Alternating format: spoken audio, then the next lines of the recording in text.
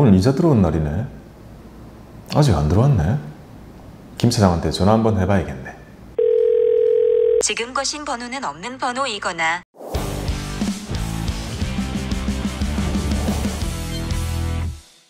안녕하세요, 박구미입니다.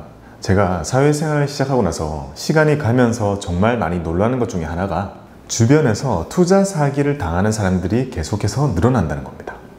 우리는 돈을 벌 생각을 하기 이전에 돈을 잃지 않는 훈련부터 해야 됩니다.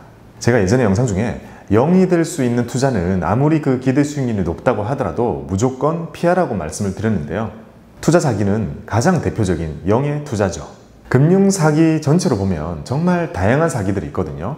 보이스피싱도 있고 스미싱도 있고 신용카드 복제들도 있고 아주 다양한데요.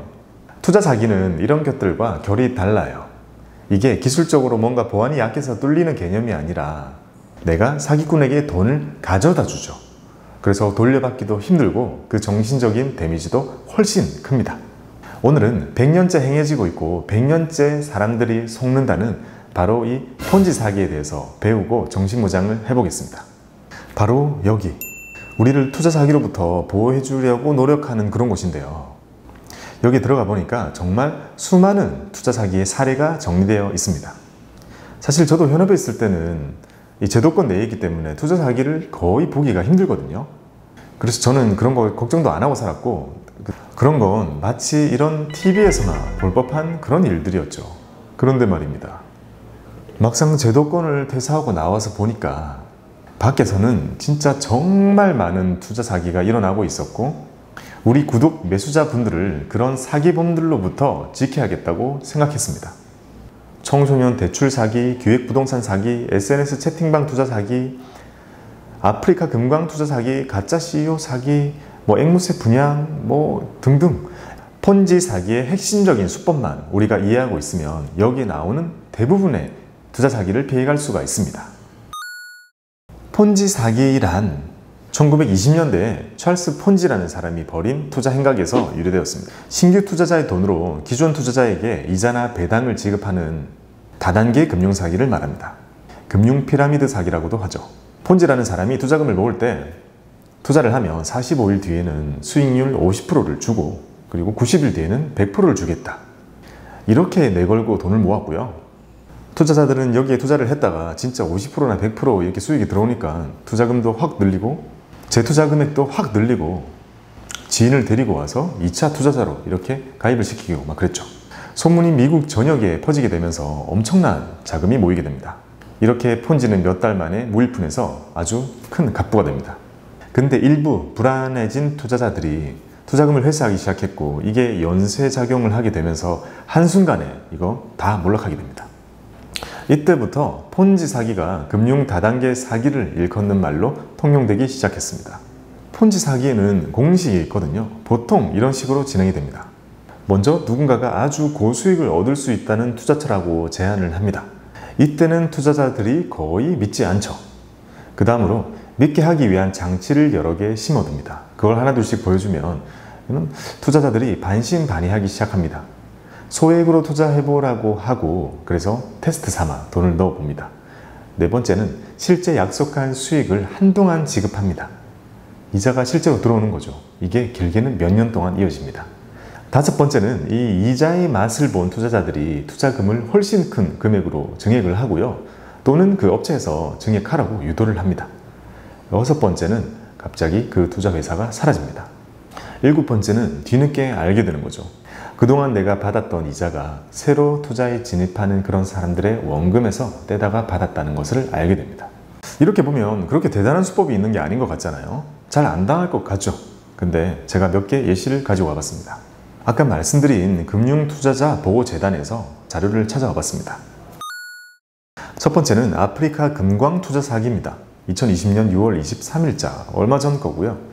앞에 말씀드렸던 공식을 떠올려 보면서 하나씩 읽어보겠습니다.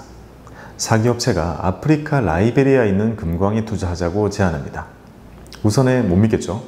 근데 아프리카 장관이랑 이 회사 대표가 함께 찍은 사진을 보여줍니다. 장치 하나 들어갔죠? 그리고 금강 개발 현장 동영상을 보여줍니다. 또 장치가 들어갔죠? 산업통상부 금수입 허가증까지 보여줍니다. 요것도 장치죠. 그래서 소액으로 투자를 시작을 해보았고 몇 달 동안 약속했던 수익금이 계속 들어왔다고 합니다. 그래서 투자자들은 대출을 받아가지고 더 많이 투자를 했고 갑자기 사기업체는 증발하게 됩니다. 그리고 알게 되죠. 그동안 받았던 나의 이자는 새로운 투자자들의 원금을 떼서 받았다는 것을 알게 됩니다. 이건 전형적인 폰지 사기의 공식을 보여주는데요. 자, 두 번째 거 볼게요. 외국인 배우를 고용한 투자 사기. 2020년 5월 달입니다. 불과 얼마 전이죠. 이건 투자 금액이 200억짜리입니다. 아니 거의 뭐 한두 달마다 이런 몇백억짜리 사기가 계속 이루어지고 있는 거죠. 하나씩 살펴볼게요. 사기업체는 외환, 주식, 선물, 채권, 암호화폐 이런 데 투자해가지고 하루에 9에서 15% 수익을 거두고 있다고 소개를 했다고 합니다. 말이 안 되는 수익이잖아요, 이미.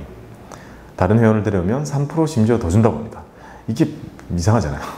사람을 데려오는데 왜 수익이 늘어나요? 해외 유명 금융회사가 한국에 새로 설립한 회사라고 소개를 했다고 합니다. 장치죠. 그리고 특급 호텔에서 대규모 행사를 개최하면서 이 본사 CEO도 참석을 했다고 하고요. 외국인이겠죠. 이것도 장치죠. 더 혹하게 만드는 것은 투자 수익에 대해서 영국의 유명한 보험사가 원금 보장을 해주기로 약속했다고 하고 보험가입 증명서까지 보여줬다고 합니다. 이것도 장치죠. 그래서 소액으로 투자를 해보자 이렇게 시작한 투자자들이 수익금이 들어오기 시작하자 아까 9에서 15% 이거 며칠 동안 들어왔겠죠. 그랬더니 처음보다 더 많은 금액을 투자를 했고 어느 순간 사기업체는 증발했다고 합니다. 알고 보니 앞서 왔던 그 외국인 CEO는 러시아 출신의 단역 배우였다고 하고요. 요거는 피해자 3,600명짜리 200억 투자 사기라고 합니다. 이것도 나중에 알고 보니까 9에서 15% 수익을 줬다고 하는 것은 전부 새로운 투자자의 원금을 떼서 지급한 것이라고 합니다. 이것도 똑같죠? 전형적인 펀지 사기죠. 몇 개만 더 볼게요. 골드바 반값 공동구매. 이거는 작년 12월짜리네요. 요거는 100억짜리 사기라고 합니다. 사기업체는 중고거래 카페랑 SNS에서 분유나 기저귀 등을 싸게 공동구매해가지고 판매를 했다고 하고요. 분유나 기저귀 이런 것들을 진짜 싸게 계속 준 거예요. 계속 줘서 신뢰를 쌓은 거죠. 신뢰를 얻은 후에 이제 고객들을 따로 비공개방으로 초대해가지고 200만원짜리 골드바를 120만원에 판매를 했다고 합니다. 그래서 고객들의 주문이 쇄도하기 시작했고 이 사기업체들은 뭐 증발을 했거나 아니면 갑자기 못 준다고 발뺌을 했겠죠. 이것도 알고 보니까 새로운 투자자들의 원금으로 골드바를 사가지고 기존 고객들에게 배송하는 수법으로 판을 키웠다고 합니다. 그 다음 거 볼게요. 가상화폐 투자 사기. 이것도 작년 12월이네요. 이거는 큽니다. 4천억짜리예요. 오, 4천억.